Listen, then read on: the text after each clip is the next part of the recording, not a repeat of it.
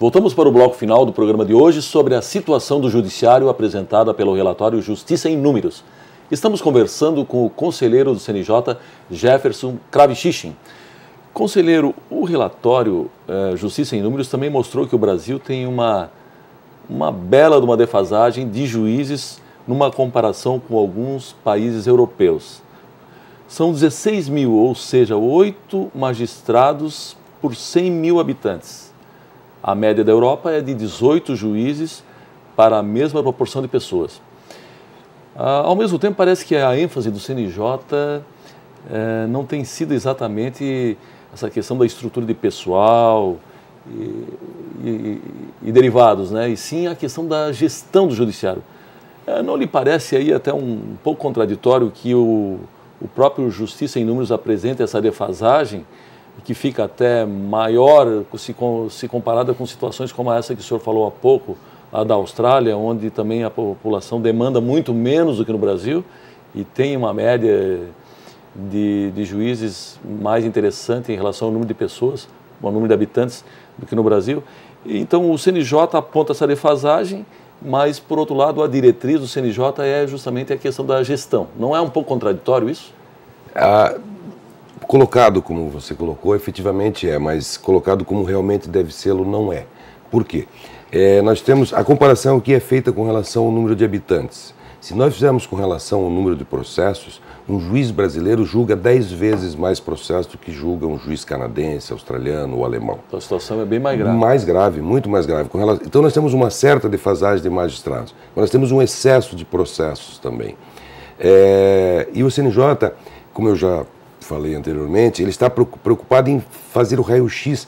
O povo brasileiro não tem como pagar mais do que 50% de imposto. Trabalha meio ano para pagar impostos para manter uma máquina administrativa. Então nós temos que procurarmos.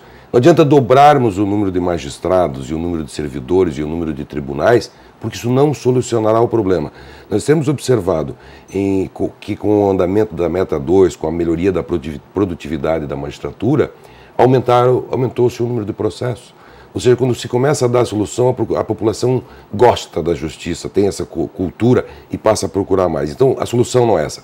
A solução é nós procurarmos as formas de planejamento estratégico e de gestão para resolvermos esses problemas. Eu participo da Comissão de Gestão de Eficiência Operacional e Gestão de Recursos Humanos.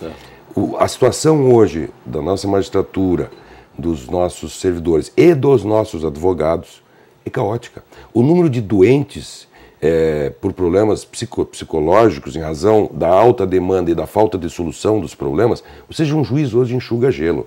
Ele consegue julgar 300 processos por mês, que é o que julga um juiz australiano por ano, e ele vê que entraram 400 ou 500. Isso não desmotiva, é uma luta. Desmotiva. O advogado ingressa com os processos e não vê saída. O servidor, por mais que trabalhe, claro, eu não estou falando daquelas exceções que não trabalham, essa é uma pequena parte, felizmente. Ele acaba se desmotivando e fica doente. Hoje nós estamos realizando alguns levantamentos, metade dos juízes tomam remédio para dormir. O CNJ tem tomado muito cuidado nas punições que tem aplicado para não punir juiz doente. O indivíduo está doente, ele não comete uma falha, um erro por má fé ou por dolo. Ele comete porque está totalmente desequilibrado. Então esse trabalho no ser humano ele é fundamental. Qualquer empresa sabe que o grande patrimônio que ela tem não são as máquinas, não são os computadores e nem a própria marca. São as pessoas que estão lá dentro.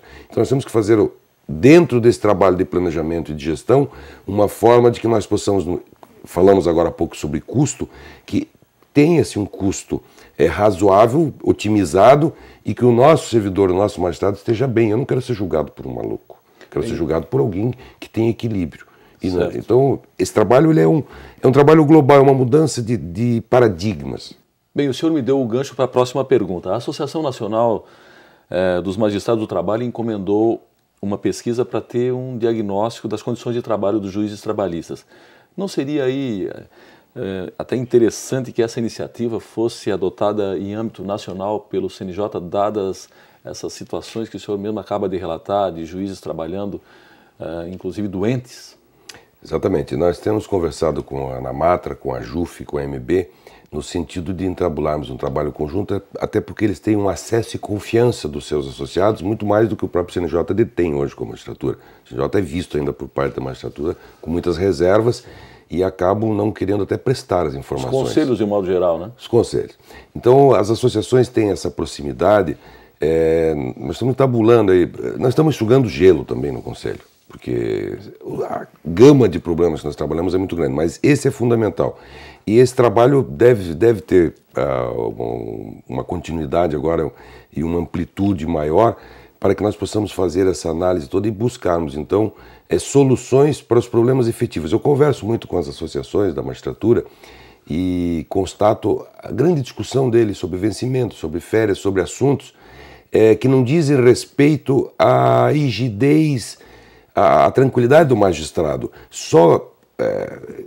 Fica difícil você justificar hoje para a população um aumento de vencimento da magistratura. Já ganha o maior salário da República, o maior vencimento da República, mas não tem mais carreira.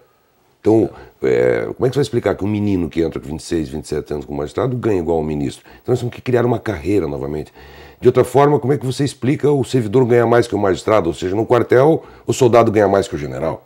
Isso não existe. A quebra de setores mais antigos. São os setores mais antigos, os funcionários mais novos, não. Então nós temos N distorções que elas têm que ser trabalhadas. E essa parceria hoje que o CNJ está tendo já com as associações e com parte da magistratura, eu creio que demora ainda algum tempo, mas nós procuraremos essas soluções. Para terminar, conselheiro, por que os números dos tribunais superiores, com exceção do TST, não foram disponibilizados no Justiça em Números?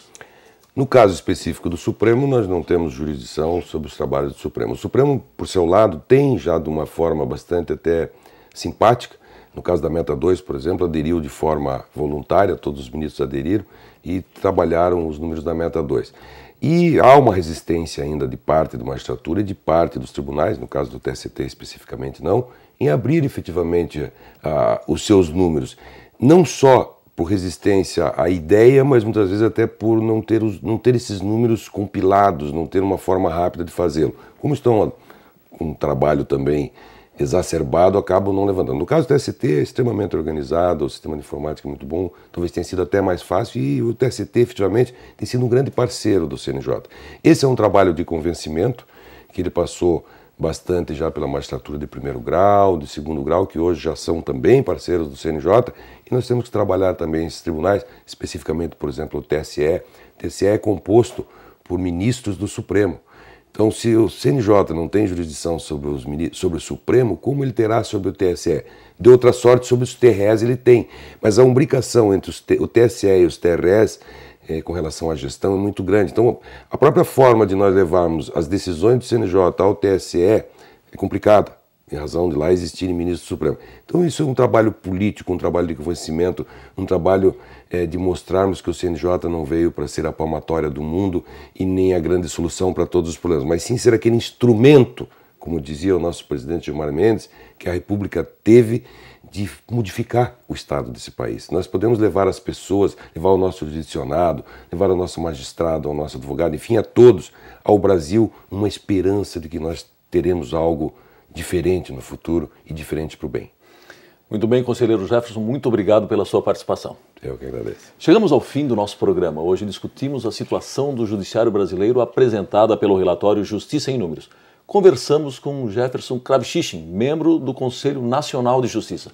Nossas entrevistas podem ser acessadas no YouTube, no endereço youtube.com/Justiça do Trabalho SC, sem cedilha. Voltamos semana que vem com mais um tema do seu interesse. Até lá!